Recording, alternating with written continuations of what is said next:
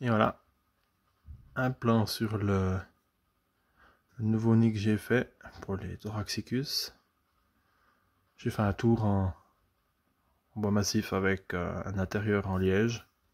Ce qui leur a assez bien plu parce qu'ils étaient dans ces gros tubes là. Ils avaient bien rempli les tubes déjà. Puis je me suis dit que je voulais commencer à leur offrir un truc un peu plus intéressant pour elles. En plus, j'avais rajouté pour mettre un peu d'humidité, mais ils aiment vraiment pas trop l'humidité. Alors du coup, ils se sont empressés de sortir du couvain et tout. Alors il c'est le moment de leur proposer le nid. En plus, depuis qu'ils ont déménagé, je dois avoir un petit major là en bas. On le voit, il est vraiment foncé. Il est un peu chocolat, je trouve ça joli. Il est pas tout noir, il est un peu chocolat. Par rapport aux autres ouvrières, c'est rigolo. On voit la reine ici à gauche, là, depuis que j'ai ouvert, elle a quitté la zone. Alors je la trouve rigolote parce que elle est, en définitive, pour une Thoraxicus qui est censée venir à 21 mm, elle est pas beaucoup plus grosse qu'une Liniperda. En tout cas, la reine que j'ai ici en ce moment, ben, c'est juste pas qu'elle est plus grosse. Mais là, disons que la mienne, elle a aussi une bonne physiogastrie, donc ça la rend un petit peu plus imposante. Mais là,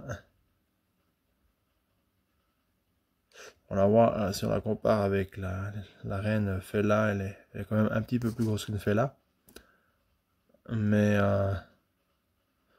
par contre, c'est un peu ce orange un peu beige qui fait la distinction.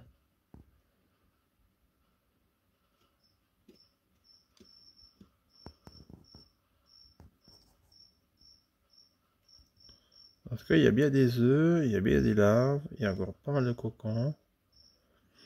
Je pense que d'ici cet été, ça sera bien rempli ce nid. Je suis assez content de ces Thoraxicus parce qu'elles ont suivi une sacrée histoire. Je l'ai acheté cette gine avec 5 ouvrières juste au mois de novembre. Et puis bon, ben, il y a eu un petit couac.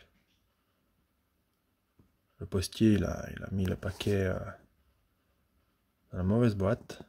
Alors, on a attendu le postier longtemps. Il n'a pas sonné. Il allait à la mauvaise place. Puis elle est restée dans le froid. Et j'ai eu toutes les ouvrières qui sont mortes. Heureusement pas elle. Mais je me suis retrouvé avec la reine seule. Juste au mois de mi-novembre comme ça. Et puis, bon, j'ai téléphoné au fournisseur. On a discuté.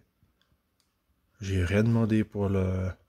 J'avais toujours la gine, donc c'était pas encore vraiment perdu, quoi, mais j'ai demandé qu'est-ce qu'il me conseillait, puis du coup il m'a conseillé de faire la tenir en version claustrale, semi-claustrale, donc du coup, en fait, je l'avais directement mise dans ces tubes ici, avec son air de chasse, comme ça.